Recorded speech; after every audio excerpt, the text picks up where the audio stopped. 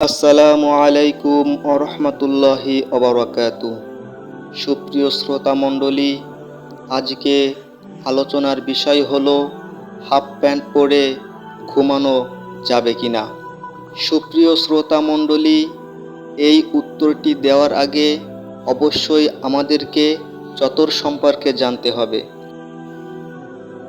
নাভি থেকে হাঁটুর নিচ পর্যন্ত পুরুষের চতর, আর এইটা ঢেকে রাখা শরিয়াতের আইন অনুযায়ী ফরজ।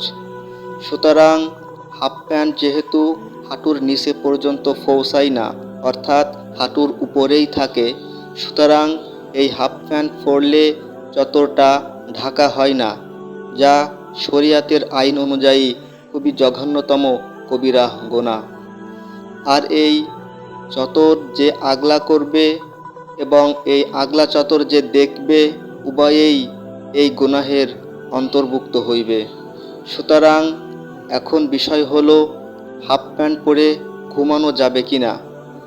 ঘুম যদি আপনি অর্থাৎ একা একটা কক্ষে ঘুমান, তাহলে আপনি হাফ প্যান্ট পরে ঘুমাতে পারেন, কারণ এখানে দ্বিতীয় কোনো ব্যক্তি নাই যে আপনার চতর লক্ষ্য করবে।